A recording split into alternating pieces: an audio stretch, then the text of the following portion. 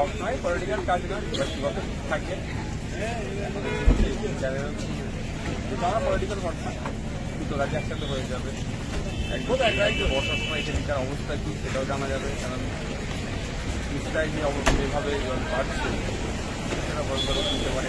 রাস্তার অবস্থা খুবই খারাপ আছে, আপনি যে রাস্তায় যাবেন সেখানেই প্রত্যক্ষ করতে পারবেন রাস্তার অবস্থা। আগে আপনারা জানেন যে আমাদের কলকাতা বিধানসভায় ইন্দো ভুটান রিভার কমিশন গঠনের জন্য আলোচনা হয়েছে, কারণ যেভাবে ভুটান থেকে বর্ষার বৃষ্টি নেমে আছে এই উত্তরবঙ্গে বেশ কয়েকটা ডিস্ট্রিক্ট বিষয় ক্ষেত্রে সেটাও দেখা হয়েছে।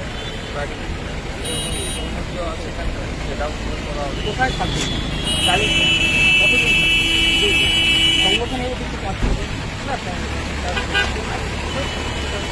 উত্তরবঙ্গের ভবিষ্যতে পরিকল্পনা আছে। একটা কথা শুধু এটি বলবো, দক্ষিণবঙ্গের মানুষ খুব যে হয়ে যাচ্ছে এটা ব্যাপার নয়, তবে দক্ষিণবঙ্গের মানুষের থেকে উত্তরবঙ্গের মানুষ বেশি চাইবে। উত্তরবঙ্গ থেকে দার্জিলিং থেকে সাগর পর্যন্ত প্রত্যেকটা নাগরিক তার অধিকার পান চাইবে।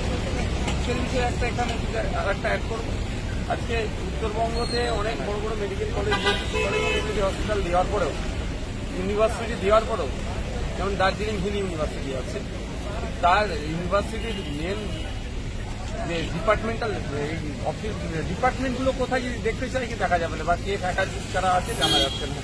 এরকম ভাবে তো মেন হয় এখানকার মানুষের যাতে। আপনি বলতে চাইছেন উত্তরবঙ্গ ডিপ্রাইভ কোম্পানি, আপনি কি মানে ঘুরিয়ে কি উত্তরবঙ্গে পৃথক রাজ্যের দাবিকে আপনি সমর্থন? না, আমি ওটা কোনোদিন করি না আর করবো না। আমি চাইবো উত্তরবঙ্গ এবং দক্ষিণবঙ্গ বিভাজন নয়, আমরা পশ্চিমবঙ্গের মানুষ আমাদের অধিকারটা যেন বুঝে দেওয়া। এখানে ডুয়ার্সি থেকে শুরু করে আলিপুরদুয়ার থেকে শুরু করে আর চা বাগানে যে শ্রমিক সমস্যা এটা সমাধান থেকে শুরু করে সমগ্র বিষয়টা নাগরিক অধিকার যেটা তো পাই সম্পূর্ণ। বারংবারের অধিকারের ভিত্তি থেকে কিন্তু মানে পৃথক রাজ্যের দাবিটা কিন্তু উঠে আসছে বিভিন্ন মানে ব্যাপারটা এখানেই হচ্ছে, অধিকারটা বুঝিয়ে দিচ্ছে না বলেই সরকার যখনই কিছু মানুষের দাবিটা তুলছে। 2012 সালে উত্তরবঙ্গ উন্নয়ন দপ্তর হয়েছে, সম্ভবত 1 লক্ষ কোটি টাকা ওপরে বরাদ্দ হয়েছে। সঠিকভাবে কাজেও লাগতো, তাহলে উত্তরবঙ্গের মানুষ ডিপ্রাইভ হতো না, অনুন্নত অবস্থায় থাকতো না, সেগুলো লুট হতো।